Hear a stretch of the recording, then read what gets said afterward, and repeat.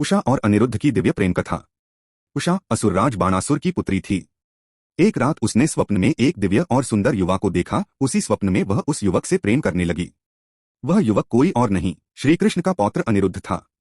स्वप्न में ही उषा ने उससे मिलन किया और जब उसकी नींद टूटी तो वह उसी दिव्य युवक के प्रेम में डूब चुकी थी।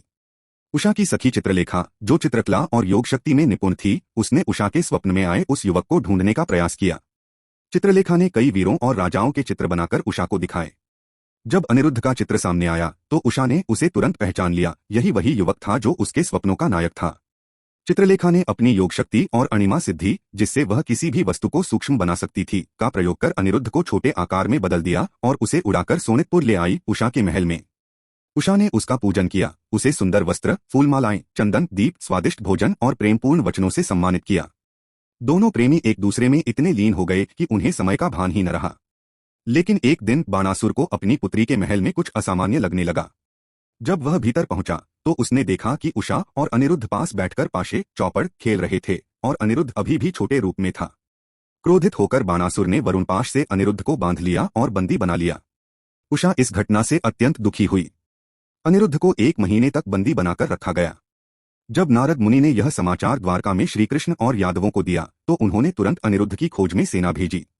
द्वारका की सेना 12 अक्षौहिणी बल के साथ बाणासुर के नगर सोनितपुर पहुंची। भयंकर युद्ध आरंभ हुआ। बाणासुर की ओर से महादेव स्वयं नंदी पर सवार होकर अपने भक्त की रक्षा के लिए रणभूमि में उपस्थित हुए। बलराम ने बाणासुर के सेनापति से युद्ध किया।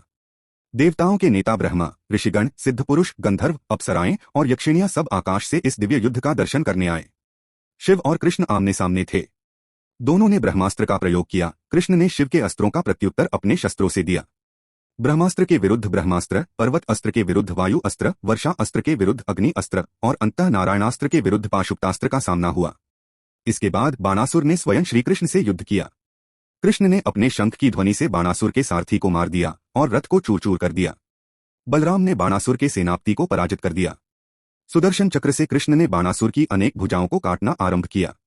जब शिव ने देखा कि अब बाणासुर मारा जाएगा तो उन्होंने श्रीकृष्ण से कहा, हे माधव, यह मेरा भक्त है, इसे जीवन दान दें। श्रीकृष्ण मुस्कुराए और बोले, मैं इसे मारने नहीं आया। यह बलि का पुत्र है और प्रहलाद का वंशज, और मैंने बलि को वचन दिया है कि मैं उसके वंशजों का वध नहीं करूंगा। परंतु इसका अहंकार समाप्त करना आवश्यक था। कृष्ण ने बाणासुर की अतिरिक्त भुजाओं को काटकर उसे केवल 4 भुजाओं तक सीमित कर दिया। बाणासुर ने अपनी भूल स्वीकार की और श्रीकृष्ण के चरणों में शीश झुकाया।